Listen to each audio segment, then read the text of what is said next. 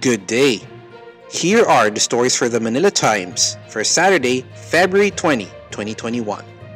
Two mutations of clinical concern of COVID-19 have been discovered in the samples that were sequenced from Central Visayas, according to the Interagency Task Force for Emerging New Variants. Philippine Genome Center Director Dr. Cynthia Saloma said the E484K and the N501Y mutations were found in the 31 of the 70 samples from the region last February 11. The Interagency Task Force for the Management of Emerging Infectious Diseases, or the IATF-EID, has agreed to place the entire country under modified general community quarantine by March. PALA spokesman Harry Roque Jr. said during an interview on Friday that the IATF-EID decided on the proposed shift to the most lenient quarantine during its meeting on Thursday. Roque said with the task force giving its nod and with Metro Manila also favoring an MGCQ, President Rodrigo Duterte is expected to approve the transition. Roque made the announcement after Metro Manila mayors proposed the transition to MGCQ following their meeting on Wednesday night. President Rodrigo Duterte is getting impatient over the delay in shipping vaccines for COVID-19 to the country. PALA spokesman Harry Roque Jr. communicated the president's impatience during a television interview on Friday. Duterte has reasons to be displeased. Unfinished paperwork that has thwarted the delivery of several vaccine brands that were supposed to arrive as early as next week. He expects things to move at a faster pace now that the president has expressed his annoyance.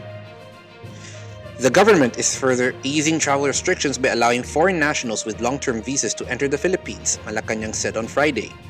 PALA spokesman Harry Roque Jr. said the Interagency Task Force for the Management of Emerging Infectious Diseases, or IATF-EID, revised Resolution 98 by deleting the reckoning period of March 20, 2020, in reference to visas issued to foreign nationals. The revised IATF-EID resolution states that foreign nationals with valid and existing visas at the time of entry and who were barred to enter the Philippines under previous resolutions, and holders of valid and existing special resident and retirees visas and Section 9A visas, provided they present an entry exemption document to the Bureau of Immigration upon arrival, are allowed to enter the country.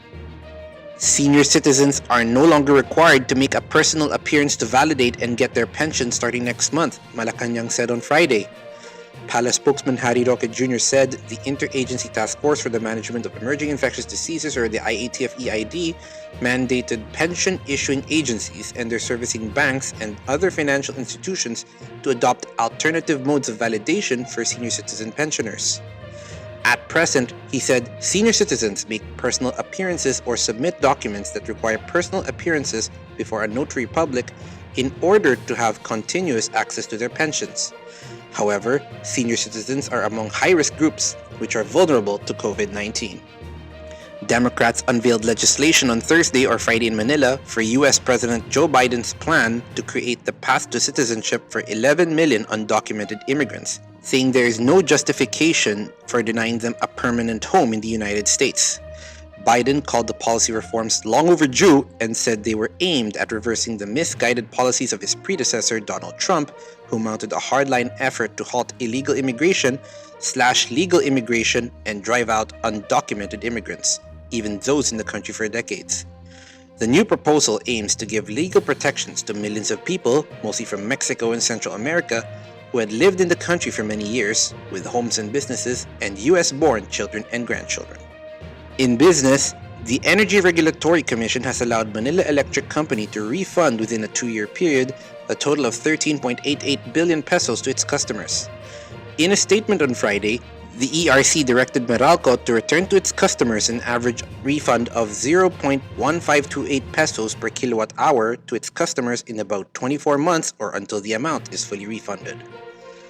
Topping sports, the Philippine Basketball Association announced on Friday the cancellation of the Rookie Draft Combine slated on March 10 and 11.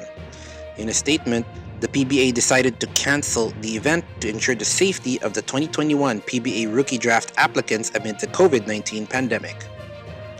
Yen Macabenta and Ramon Tulfo are today's front page columnists. Macabenta believes Filipinos should feel relief and not regret over the delay of the vaccines produced by Chinese manufacturer Sinovac, while Tulfo asks why the arrival of vaccines are delayed. Today's editorial talks about the challenges of inflation in the country. Read the full version in the paper's opinion section or listen to the voice of the Times. For more news and information, get a copy of the Manila Times on print, subscribe to its digital edition, or log on to www.manilatimes.net. Follow us on Twitter, Facebook, or Instagram, and keep up with the Times. With the Fort Villa Serran, this is Arik John C. reporting. May you have a safe weekend ahead.